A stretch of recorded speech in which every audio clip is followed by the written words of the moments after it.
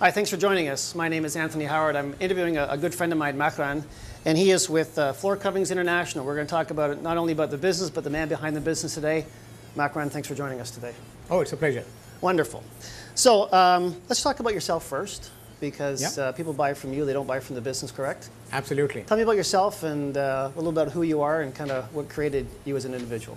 I was born in India, where I did my schooling. I completed my university, and then I started my career in pharmaceutical industry. Yep. So that's how I started. And talk about your pharmaceutical days, because obviously you didn't start in the flooring business. It's relatively new business for you. So just talk about how you developed in the pharmaceutical business and where that took you in life and some of your stories about that. Yeah, sure. I don't know why, but right from my student days, I had kind of a passion, or let's say fascination, for pharmaceutical industry. Yep. So the first thing I did after I came out of my university was joining a pharmaceutical company as a pharma sales rep. And maybe because of that passion or fascination, I worked very hard, and I rose very quickly through the ranks and handled various management positions in sales, marketing, product management. And within a decade's time, I found myself stationed in Moscow, heading marketing operations of a pharmaceutical company in Russia. So plus 40 in India, minus 40 in Russia. In Russia. My first winter in Russia was minus 42. That's clothing what I saw. change. Yes, yes. Very good. So talk about how that maybe influenced your career, what happened in your career after you came back from Moscow, or what happened after that? Going to Moscow was, I would say, that was a turning point in my career. Okay. Because that was my first foreign land. And working with people of different cultural backgrounds, managing people of absolutely different cultural backgrounds, yep. Managing customers, visiting government offices, and dealing with the bureaucrats who have absolutely different socio-political environments. Yep. That is challenging. And that was a turning point, because since then, I have worked in various international markets across the globe, across 5 continents. You name it: Western Europe, Eastern Europe, Middle East, Far East, Southeast Asia, Africa, Central America, Latin America, everything. So all these countries, I have worked with people of different cultural backgrounds, led teams from these countries, and managed business in these countries. So that has made me, I would say that has enriched me as an executive. No kidding. I mean, it's great to have that kind of experience in your life that you can bring that to the table. Absolutely. With any situation that you face. And I would say I'm quite lucky to have that kind of an exposure and experience. I mean, I think I've been through 5 provinces, and that's about it. So no countries for me. No. So pharmaceuticals to floor coverings. Something must have happened in your career that led you to that decision. Tell us about that. It did. And that's a big story, long story. I hope I'm as brief as possible when I'm answering that one.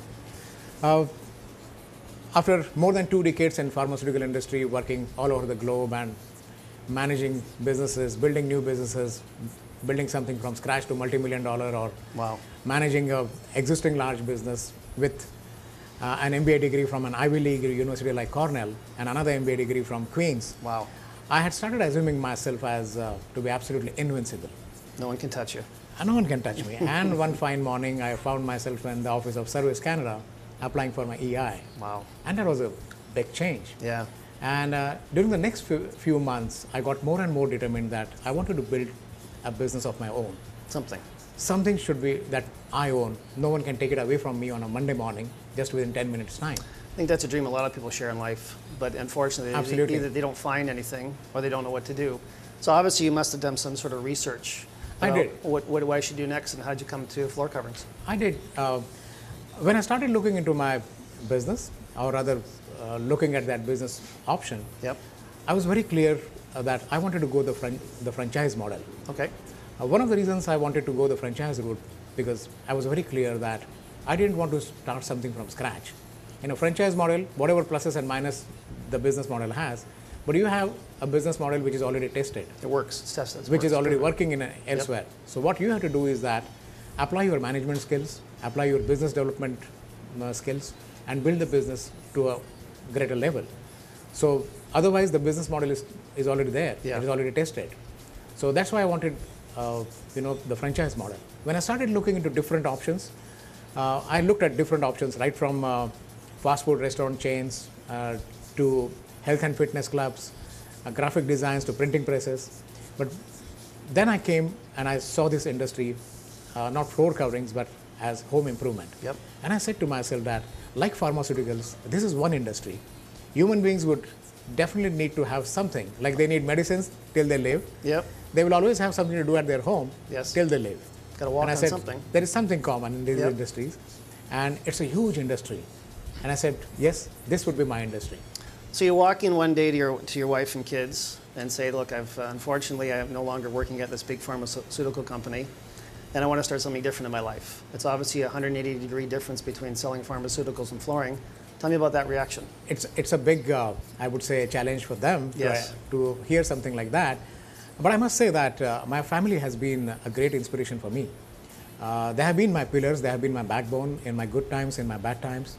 My wife Pratibha, my sons Tejas and Rajas, they have always been my inspiration, and especially my wife Pratibha. Talk about something about how your partners, your family are involved in supporting you in your business. Yeah, I must say that when I'm talking about my wife Pratibha, yes, I think I wouldn't have been what I am today without her. And even if I would have been 5% of what I am today without her, that would have been of no value. Right. So she has been extremely supportive. Like one fine day I came and said that, oh, we are going to Moscow. And she said, oh, okay, let's go to Moscow. Yeah. Then one fine day after a few years I said, we are going back to India. Wow. Then I said, I'm going to Europe, but you are going to stay in India. She said, okay. Because she always thought that my career was the most important thing in our family. Yes. And that's why I grew. Because unless that, that kind of a support, that kind of a cooperation, and that kind of an understanding showed by her, I wouldn't have been able to do that kind of travel, and I wouldn't have been able to grow the way I grew in my pharma career. That's a lot of trust and faith in the people, right? Absolutely. And that's what makes a great marriage, honestly. Now, you've got 2 kids. Let's talk about those. 2 sons. 2 sons, yeah. My elder one is Tejas. He is 22. He just finished from McGill. He did his electrical engineering, bachelor's in electrical engineering. And within 2 weeks, he's heading to California. He got admission at California Institute of Technology for their PhD program. Wow. And the second one, Rajas, he would be 17 next month. He's a high school boy. He's going to 12th grade now and would be entering university next year. You got a busy summer. Yes, absolutely. Lots of Skype phone calls, I would assume, to California. We would have, like I have bought one Magic Jack and my son has another one. So very good. We will be speaking with each other on Magic Jack. You know, it's great to have a family behind you because, I mean, I have a great partnership and I have a young son as well. And it's just amazing to have that kind of support in your life. It just helps you through the tough times and they're there for the good times as well to celebrate everything. Yes, absolutely. So let's talk about tough times. I'm sorry? Absolutely, especially the tough times. Yes. Let's talk about the flooring business. Obviously, you did your research. And why did you choose Floor Coverings International? What impressed me a lot about Floor Coverings International, now Floor Coverings International, or let's say FCI, is part of a large corporation called First Service. Now, FCI is one of the many divisions this company has. What really impressed me as a typical executive, a typical MBA, that this group, the First Service group, they have built their empire in a very strategic manner. All their divisions, if you look at that, the divisions, they have chosen markets which are huge in size, multi-billion-dollar markets, and they are highly fragmented. Let's see the floor coverings market. Floor coverings market in US and Canada alone is $65 billion. That's big enough. It is. Yep. And more interestingly, if you look at the top 10 companies in this market, they don't even control 10% of the market. This market is so highly fragmented. So 90% of the market is covered by unorganized sector. So this market has a place for anyone and everyone. What you should have the readiness to invest, and you should be smart enough to differentiate. So if you have a good business plan, there's no reason why you wouldn't succeed. Absolutely, okay, you wouldn't. So tell us about the business plan and kind of what sets you apart from the big department stores and the guys you see in the street. Tell us about how you're different from there. If you look at the floor coverings industry as such, on one hand you have big box stores. You hardly get personalized service with these big box stores. I've been in those stores. So I don't have to tell you that. And on the second hand, which is, as I said, 90% of the market is unorganized sector. Now if you look at this sector, it's mostly man from the van. Yep. So they may come to you, they may give you personalized service, but with many of them the problem is that they buy from wholesalers or some retailers. And most importantly, if something goes wrong and you want to contact them, they're not even reachable. Phone number doesn't work anymore. Phone number is not working. Yeah. With floor coverings, the company has carved a niche for themselves as a boutique brand in flooring, because on one hand, they offer personalized services because through franchisees, so we can give that one-to-one service with the customers. Nice. But more importantly, since we are part of a multi-billion-dollar corporation, all our products and services are backed up by warranties. So guarantees are important then. That's very important. Yep. And the kind of target audience we have, we are targeting customers who are upwardly mobile. They're extremely busy. So what we call our strategy as bringing the store to customer's door. So we carry all the samples to customers' home, and our customers, that target audience is such that they love that in-home shopping experience, because they see all the samples at their home. The decision making happens at their home, so they don't have to waste their time because in shopping around. Going from store to store to store. And I would say the more interesting thing is that we have a software called InspireNet. Let's talk about technology for a minute. I mean, carpets, hardwood floors. You can't pick it on a 4x5 piece because it's the big picture that you're looking for. And I know that technology plays a big part in anybody's business these days. So kind of tell us how your technology is different than maybe other people, and kind of what's your step up on the competition. Yeah, like as you rightly said, like if you have a look at a 3 feet by 4 feet piece of a hardwood, or maybe a 5 feet by 6 feet of carpet. Tough to tell. You can't imagine how your room is going to look like in that particular carpet or that particular hardwood. Yep. Now we have a software called InspireNet. When we come to your home with all our samples, we take pictures of your rooms, load those pictures into our software, and then you can see how your room, your bedroom, with all your furniture, with you yourself sitting there, how that is going to look in different kind of floors. Wow. If you say that, Makarand, I want to have hardwood in my bedroom, I can show you different options of hardwood with you in the picture with all your furniture, and you say, no, I think I'm changing my mind, I want carpet. I can just change and I can show you, okay, your bedroom will look like this in carpet. Well, that would save a lot of buyer's remorse, because obviously if once you lay down a hardwood floor, it's not coming back up. It's not coming back. And yeah, it's so it really helps people when they see how their rooms are going to look like. Is there any extra cost for the client for that? Absolutely no. Wow. We don't. One more thing, we don't charge anything when we go to the customer's place. When you have been to the big box stores. Yes. When they come to your home for measurements, they charge you $75. Right. And that $75 is adjusted only if you give them business. In our case, if you call us, we will come with all the samples, and you say, no, I didn't like these samples. Can you show me something more? Me and my people will come to your house again, till you are satisfied with the samples. We don't charge you for any visits for showing you samples or taking those measurements or that visualization. That's absolutely free. That's a basic part of our customer service. So it's a multi-million-dollar company on one person. It's an individual. It's a big company, but it's an individual. It's an individual, and that's why it's that personalized touch, and that's what our target audience really loves. That's awesome. Talk about the vision. What's in the future for your company, Floor Coverings, and yourself? As I said, for floor coverings, 90% of the market is unorganized. So we will aim at customers who want quality, as compared to anything else. The customers who really want to have that in-home shopping experience. Yep. That kind of a customers. And people want professionalism, because many a time it happens is that when you ask a flooring guy to come to your home, you have an image in mind that's who is coming. But when they see someone coming and whom they can relate with, and when they see a very high professional standard, it's different. They are taken, they have a sweet surprise. As far as my vision is concerned, as I said, that I'm looking at home improvement market as my ambition. Not just the flooring market. Not just the flooring market. Okay, so excellent. Eventually, I would like to expand my business to a level where I should offer my customers a one-stop shop, right from flooring to roofing, everything. Let's talk about, just for 1 second, about education. I mean, I've shopped for flooring before, and I'm a novice when it comes to hardwoods, and one hardwood looks the same as another one, but the square footage price is different. How do you kind of answer that objection when you go to someone's house? Yeah, it's the most difficult part in this business. Yeah. Because someone can say that this one looks exactly like this, so why should I pay more? Exactly. Because when you're buying a car, you're mentally, you're ready that, okay, I'm buying Mercedes, so I should be paying this much. I'm buying Corolla, so I'm paying this much. Right.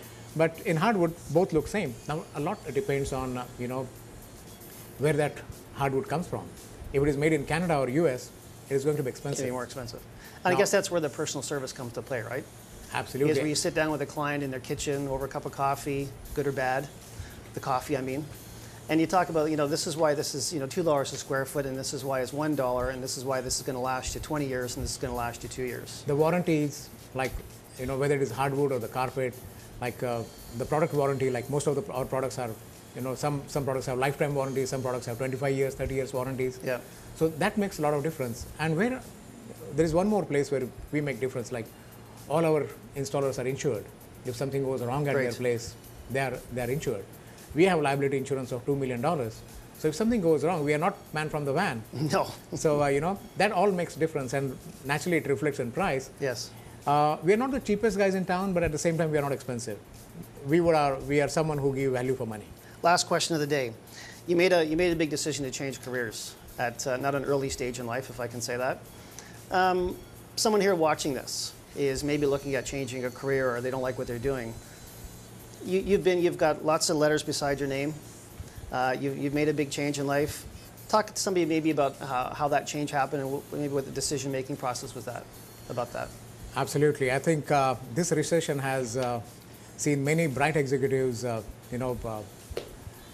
literally finding an abrupt end to their careers. Yes. And it's so painful to see so many talented executives, so many competent executives struggling to get jobs. I would say that if you can build business for someone else, you can do it for yourself. Yeah. All along, you have been managing multi-million-dollar businesses. You have been managing teams of hundreds and thousands of people. You can always do this for yourself. Yep. When we are working, we always have this inhibition that I have a comfortable lifestyle. I have a fixed income. I'm invincible. I'm invincible. I don't want to go and start something from scratch. Yep. But this is the moment they can take that. They can take that state. And many times, when we are not jumping into that water, it is frightening to us. But once we are there, we start swimming. And more importantly, my message to most of the executives would be that I realize this, that I felt myself to be very lucky to be living in a country like Canada. The Canadian government supports you to start your own business. Yeah, we do. If you have a business plan, you go to a bank, and there is a scheme like CSBFL, the Canada Small Business Financing Loan. Yep. And the Canadian government will securitize your business. You have a proper business plan, go to a bank, and the worry is that if something goes wrong, where this money, what happens to this money? But the government is supporting you. I would say to these executives, I think they should take, they make best use of the scheme government has. In my own life, I made a career change about 17 years ago, and you got to have that passion, you got to have that dream, that desire. And obviously from the interview here today, you've got it. And most importantly, I think yes, I would say my advice to the executives would be yes. The initial first year will be difficult. The cash flows would be a concern sometime. Yeah. But then you are building a business which is going to be long-term, sustainable, profitable. Wonderful. And most importantly, no one can call you on a Monday morning and say that, oh, you're great, we love you, but we're downsizing, so we have to let you go. We don't love you anymore. Yeah. Enough. Makarand, it's been a pleasure. Thank you I very much. appreciate your time. Really appreciate it. This has been Anthony Howard with Makarand from Floor Coverings International. Thanks for coming out.